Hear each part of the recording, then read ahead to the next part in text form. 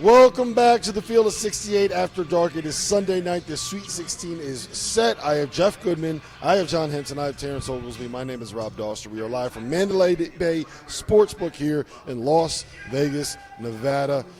Let's head to the East Region. UConn. Let's do that.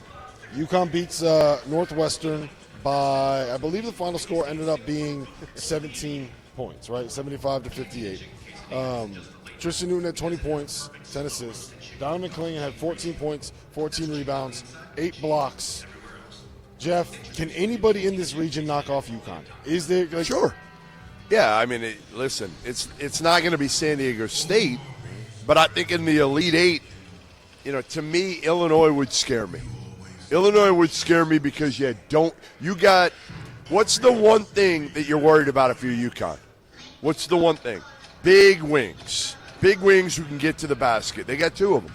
They got 2 and a stretch big, right? Like, I'm not saying they beat them, but I'm saying, like, that's not the type of team that if I'm Dan Hurley and UConn, I want to see. Terrence Shannon, like, good luck. Good luck, Steph Castle. Shannon's not the one that I'm worried about there. Like, he's going to kind of get his No, he's going to get his. He's going to get his. He's going to go. Our for producer, Trevor Valise, is absolutely mocking Rob Doster right now. Terrence Shannon is going to get his 30. It's like Zach Edey. You know he's going to get 25 and 14. So, he's going to get his. You try to make it as hard on him as you can. I think Steph Castle's the matchup you want with size and athleticism, right? Where I get worried is people that can attack the 4, right? It's Alex Caravan is the guy that you worry about. Man, you're digging deep, man. Yeah. Yeah, you have to dig deep. But go ahead. Sorry. Yeah, but that matchup with Alex Caravan, whoever he's guarding, that's what teams attack. I'm worried about them finding a way to get Clingan in foul trouble, right? Dane Danger can do that, right? You get Clingan in foul trouble, you force Samson Johnson to have to play 25 minutes. That's how you're able to beat him because you could beat him up on the beat him up in the paint if that happens. I'm worried about, you mentioned Coleman Hawkins spacing out the floor. That's going to be difficult for them to deal with. And then it's Marcus Domask and any of the guards, when you have Cam Spencer and Tristan Newton guarding them, they're just not great individual defenders. And what Illinois does, we talked about it last night, they try to isolate you. They try to play one-on-one. And I don't know if that's necessarily the strength of the UConn defense. Now, that said, Illinois is going to have to stop them too. Okay? Yep. And the one thing we've seen with Illinois is they're not the most connected team defensively. Yep. And with all of the stuff that UConn runs, how many contested shots would UConn get if those two teams played? I was going to say, I think it's going to take a much better connected team to beat UConn. I think in the times of adversity, when Illinois gets punched in the mouth, which they will this weekend, whether it be first game or the next game, I don't think that they've been in a situation like that to respond and say we've been here before. They can't say that yet. Yeah. So UConn can. And I got to win in the whole thing. I love the way they look. I love the way they play. They play together. They play to win.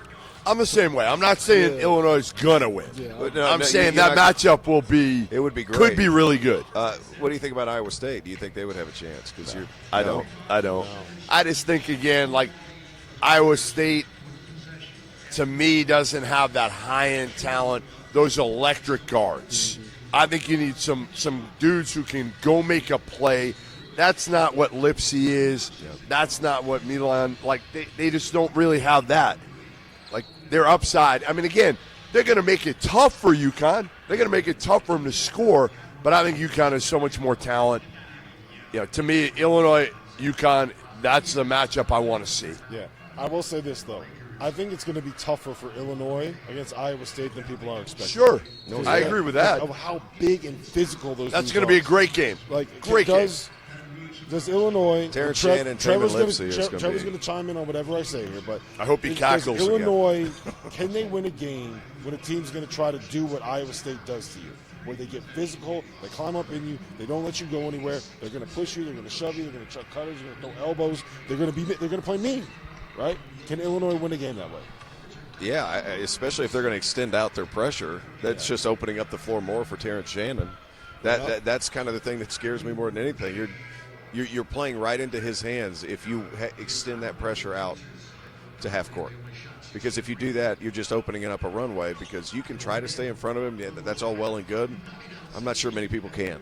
Terrence Shannon's playing awesome right now. I'm not sure anybody can. Yeah, in college right. basketball, I don't think there's one guy who can slow down Terrence Shannon right now. Not one. Yeah. That's exactly like you do what you can to make it as hard as possible. Right. You just accept the fact he's going to get his 26, and you try to make it difficult for everyone else. Yeah. And I think also Illinois they're due for a little regression. They've been playing a little too good. Just have. Yeah. They still got that old Illinois in them. We just ain't seen it yet. All right. Still in them. So I do want to. There's the quote. There's the bulletin board material right now comes from John Henson to the Illini there. They still got that Illinois in them. Yep. Still got that Illinois. All right. Let me ask you guys this about San Diego State, because they're coming off a run to the national title game. They didn't win the Mountain West regular season. They didn't win the Mountain West tournament, and they are now back in the Sweet 16. They only beat a 12 seed and 13 seed. You can only beat who's in front of you, and they get another shot at UConn. Everyone is going to talk about UConn, the Elite Eight matchup, Illinois, Final Four. Everyone's going to overlook this matchup with San Diego State. There's no chance that Dan Hurley does, that friggin' maniac, but Yeah, Danny said, the NCAA tried to make it as hard as possible for us after they beat the brakes off their round one opponent and absolutely thump Northwestern. Yes. Tried to make it hard on us. Yeah. San Diego State, they got a chance, NC. Yeah. In the words of Jeff Goodman, yeah, they got a chance. But I don't think matchup-wise, I think it's going to be another runaway. So it'll be interesting to see kind of where that line is per se, but I don't think UConn's rolling right now. Jaden Ledee will have to have a 35-15 game for them. But the rest of for the that to team happen. is overmatched. They are. Completely they play overmatched. the same way UConn does. UConn just has more of everything. Yeah.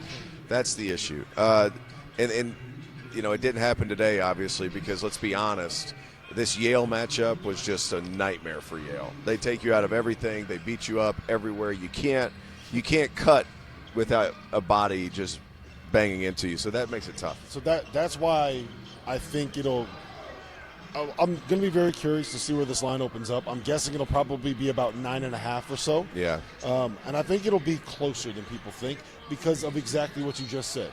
San Diego State takes you out of what you want to do. And the way to beat UConn and get stops, take them out of what they want to do, right? Force them to have to try to play one-on-one to win. We saw Creighton do it by emphatically going over every screen, funneling everybody to Kalkbrenner. We saw Kansas do it by switching everything. Yeah. San Diego State's going to be able to do it. A lot of people have tried to do it. Doesn't really work all that well unless you don't have the personnel. Jeff, I think that they might have the personnel. Yeah, I mean, listen, I just don't see San Diego State having a chance here. Like, they're going to slow it down, they're going to muck it up, but eventually UConn's going to run away from it. Yeah, they're going to have 9 to 12-point runs, and it's Right. just going to be done. Right. And San Diego State can't score. Yeah, like, they're going to go through those. Behind. Right. They can't play. Right. Sorry to interrupt you, but they can't play from behind. Like, Jaden Ledee's awesome, but it's almost like looking sometimes at a one-man show out there, So UConn's got so many dudes. They can have a guy have an off night. And I don't think UConn has anybody that can match up with Ledee. I really don't. Like, he's going to be able to get what he wants. Who? I mean, they're going to put Klingon on him. Yeah, And good luck. He's not going to get anything around the basket. Sure, he won't He's need gonna to. have kind of a He lot won't of need stuff to. He going can on. shoot from He's a 12, jump 15 shooter. feet. He has that friggin' He looks line like drive he looks shot. Like Tarzan, Try but shooting a line drive over a dude with a 7'3" That'll Yeah, actually he's be got the beer interesting. pong. That's exactly right. Klingon's going to be playing He's 8 gonna feet grab off it. him, and he's going to be able to block the shot. Yeah. That's going to end up happening. It's impossible to goaltend Jaden Ledee because it's just a line drive. The ball never goes over the rim. Basically, it literally. it just crawls over at the last second. All yeah. right, let's